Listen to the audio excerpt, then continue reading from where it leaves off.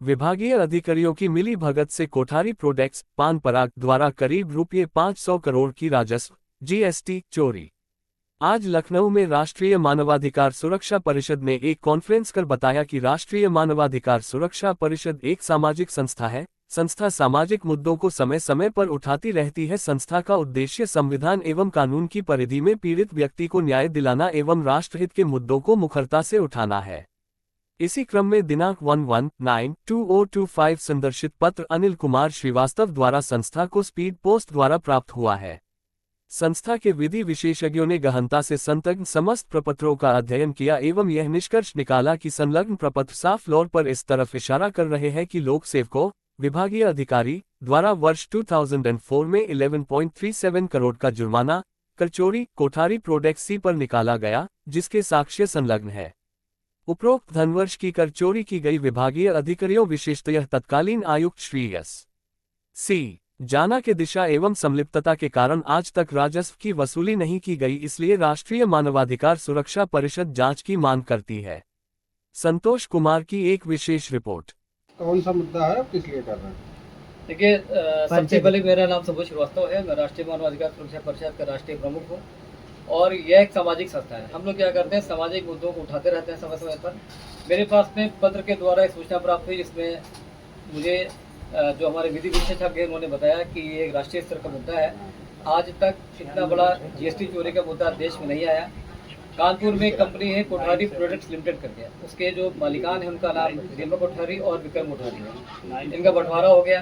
दीपक कोठारी की जो कंपनी है कोठारी प्रोडक्ट्स लिमिटेड, इस पर 2002 में जीएसटी डिपार्टमेंट के द्वारा छापा मारा गया और इसमें करीब 19 करोड़ 37 लाख रुपए की टैक्स चोरी पकड़ी गई।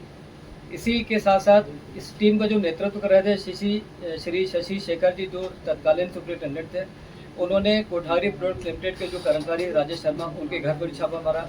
वहां पर करीब 80 करोड़ के उन्होंने दस्तावेज पकड़े, जिसमें हवाला से लेकर के और जीएसटी चोरी से लेकर के इनकम टैक्स चोरी तक सारे दस्तावेज थे। इन सारे दस्तावेजों को उन्होंने बड़े जिम्मेदारी के साथ में तत्कालीन जो हमारे पुलिस जो हमारे कमिश्नर थे श्री सुभाष चंदाना जी, उनके समक्ष उन्होंने सारा प्रस्तुत किया। उनको सारे दस्तावेज सौंप दिए गए।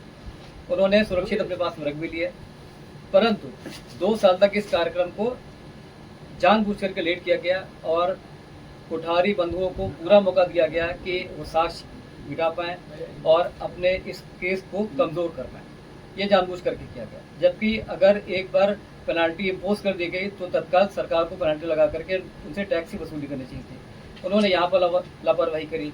और सबसे बड़ी बात यह है कि जो टैक्स चोरी हुई थी 19 करोड़ 37 लाख रुपए की, 2004 में श्री सुभाष चंद्र जाना जी जो तत्कालीन कमिश्नर थे, उन्होंने उनको क्लीन चिट देते हुए इससे उनको बाइज्जत बरी कर दिया।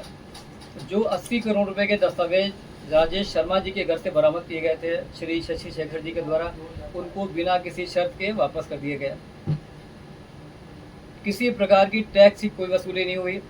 इनसे 5 करोड़ रुपए सरकार के खजाने में बतौर जुर्माना जमा कराया गया था, जिसको भी श्री एस.सी. जाना जो तत्कालीन कमिश्नर थे, उन्होंने इनको क्लीन चिट देते हुए वो पैसा वापस दिलवा दिया। अब सवाल ये पैदा होता है कि यदि टैक्स की चोरी नहीं थी तो आपके जो अधिकारी थे श्री शशि शेखर जी, उन्होंने अपने क्या झूठी रिपोर्ट लगाई थी? क्या उनकी सूझबूझ में कमी थी? क्या उनकी काबिलियत में कमी थी? आपने किन आधार पर उनको क्लीन चिट दे दी? आपने साफ साफ फाइल के ऊपर लिखा है कि इनको ओरिजिनल डॉक्यूमेंट वापस किए जाएं। आपका जबकि ये दायित्व बनता था कि जो दस्तावेज राजेश शर्मा जी के घर से बरामद किए गए हैं, आपको उनको उन राज्यों में भेजना चाहिए था। जैसे आसाम में इनकी फैक्ट्रीज थी, आसाम के अधिकारियों को आपको भेजना चाहिए था। इनकम टैक्स को आपको भेजना चाहिए था। उसमें हवाला का भी जिक्र था, आपको ईडी को उसमें इन्वॉल्व करना चाहिए था। सारे अधिकारियों का अधिकार अपने पास में समाहित करते हुए आपने उनको किस आधार पर क्लीन चिट दे दी? ये सब होने के बाद आपने सबसे पहले प्रलोभन दिया। उनके जो तत्कालीन कर्मचारी थे श्री अनिल कुमार श्रीवास्तव जी, उनको आपने प्रलोभन दिया कि यदि आप किसी प्रकार की टैक्स की चोरी को पाते हैं तो आप सरकार को सूचित कीजिए, आपको उचित इनाम दिया जाएगा। अनिल कुमार श्रीवास्तव ने क्या करा, अपनी जान जोखिम में डाल करके आपको प्रॉपर डॉक्यूमेंट आपको उपलब्ध कराएं, आपको बताया कहाँ पर क्या दस्तावेज रखे हुए हैं उन्होंने कोठारी बंधुओं की सारी आपको जो भी लीक पोल थी वो आपको सारी दी कि साहब इस तरह से देश के साथ गद्दारी करी जा रही है।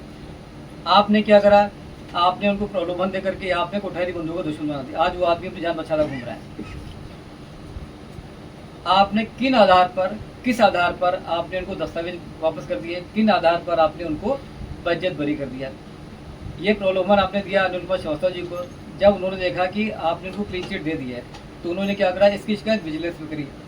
11 जनवरी 2016 को विजिलेंस के तत्कालीन एडीजी श्री विकास कुमार जी ने उनको अपने कार्यालय में बुलाया पत्र के माध्यम से। मुझे माने नहीं, पत्र के माध्यम से उन्होंने अपने कार्यालय बुलाया। लखनऊ में उनका कार्यालय है एडीजी साहब का। उन्होंने सारे दस्तावेज देखे। उन्होंने कहा ये तो बहुत गलत बात है, इसमें हमारे विभाग के कुछ अधिकारियों की इसमें जो इन्वॉल्वमेंट है और उनको तत्काल प्रभाव से निलंबित किया जाएगा। हम लोग उसमें सख्त कार्रवाई करेंगे। आपने सारे दस्तावेज अपने पास इकट्ठा किए, उनको आश्वासन दिया।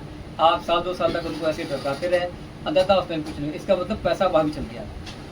हमारा तो ये सीधा क्वेश्चन ये है कि जब सीधे राजस्व की वसूली दिख रही है तो किस आधार पर जीएसटी और विजिलेंस के अधिकारी कोठारी बंधुओं को क्लीन चिट दिए पड़े हुए हैं। हम तो कह रहे हैं इसकी आप सीबीआई जांच कराओ, आप इसको ईडी को दो, आप इसको इनकम टैक्स डिपार्टमेंट को दो, आप सारे विभाग मिलकर जांच कर ले। हम तो कह रहे हैं इसकी आप सीबीआई जांच करो। मैं सीबीआई जांच की मांग की सीबीआई की जांच की मांग करता हूँ मैं। ठीक। कुछ ऐसे आपके पास प्रूफ हैं जो आप दिखा सकते हैं जी कागज? बिल्कुल, देखिए ये